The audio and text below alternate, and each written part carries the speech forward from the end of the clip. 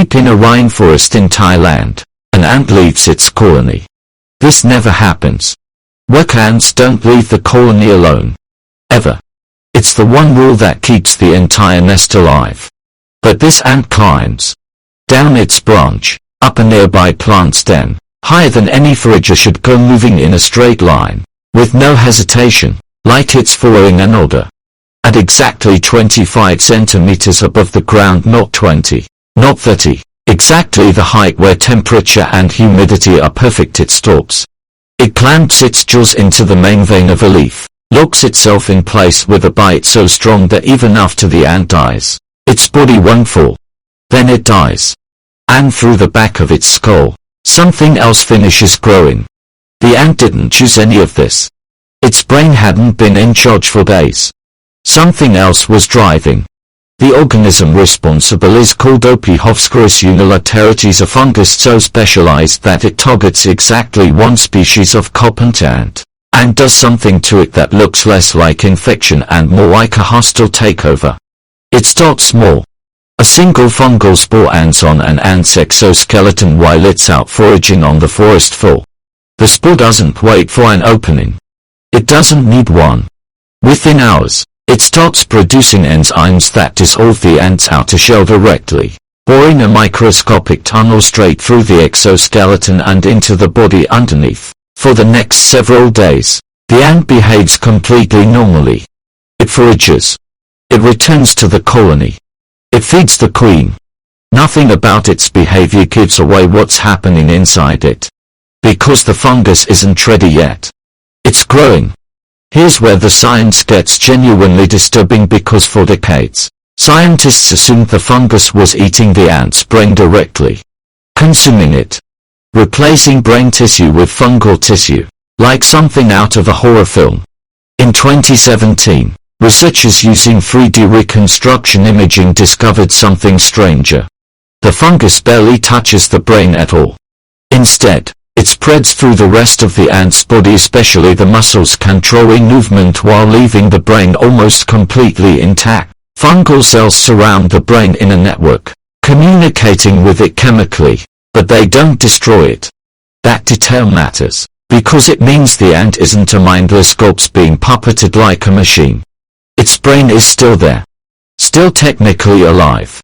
Watching, in whatever limited way an ant experiences awareness, as its own body stops taking orders from it. The fungus isn't controlling a dead machine. It's hijacking a living one from the outside, muscle by muscle, while the ant's own mind is still inside it.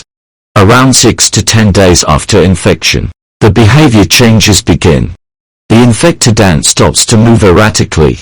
It twitches. It stumbles. Researchers call this stage the wandering behavior because the ant appears to walk without direction, disoriented, no longer following the scent trails and colony signals that normally guide every step a worker ant takes. Then, at a very specific point, the randomness stops. The ant begins climbing. Deliberately, toward the exact height and exact humidity level that gives the fungus the best possible growing conditions once it eventually erupts from the ant's body. This precision is what convinced scientists this wasn't random damage.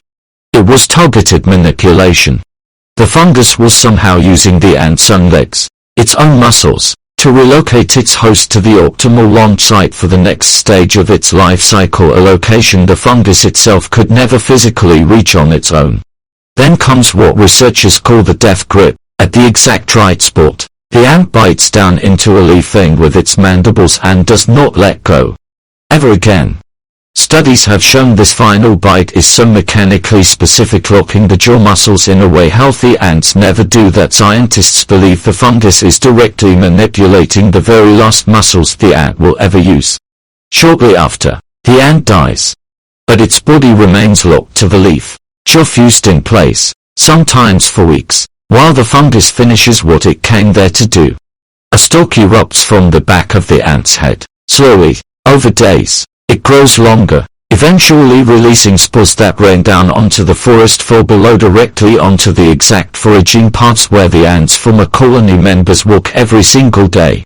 The ant's last act, against everything its instincts should have told it to do, was to climb to the perfect height to infect its own family.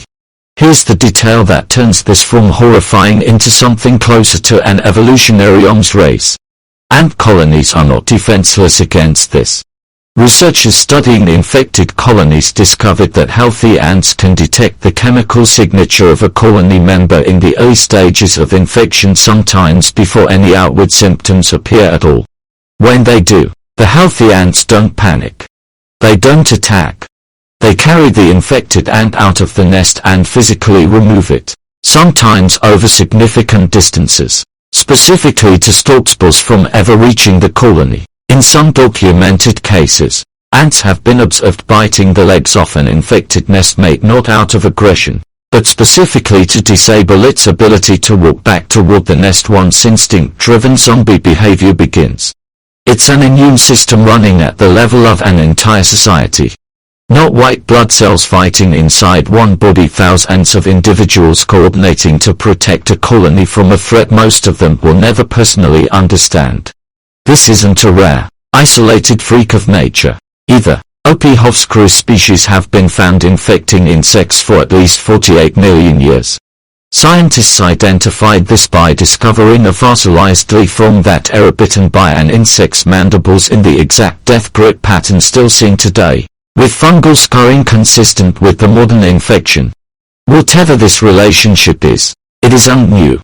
It's one of the oldest continuously running biological wars on Earth. A fungus and an insect locked in the same conflict for tens of millions of years, refined generation after generation into something disturbingly, mechanically precise. And here's the part that should genuinely unsettle you. Each fungal strain is calibrated to a single specific ant species. A strain that hijacks one species of carpenter ant in Thailand will not work the same way, or sometimes at all, on a slightly different ant species living in the very same forest. That means somewhere, over millions of years, this fungus effectively learned the exact neurological and behavioral blueprint of its one target species well enough to override it completely, a level of biological specificity most predators never come close to achieving. None of this fungus's precision comes from intelligence, in the way we usually think about it. There's no decision-making, no strategy session inside a single spore. It's tens of millions of years of trial and error, refined by nothing but survival, until the outcome looks disturbingly close to a plan. An organism with no brain of its own has learned, through pure evolutionary pressure, exactly how to override one that does. So the next time you see an ant on a leaf, motionless, jaw locked in place, look a little closer before you assume it's just resting. Something might already be finishing what it started.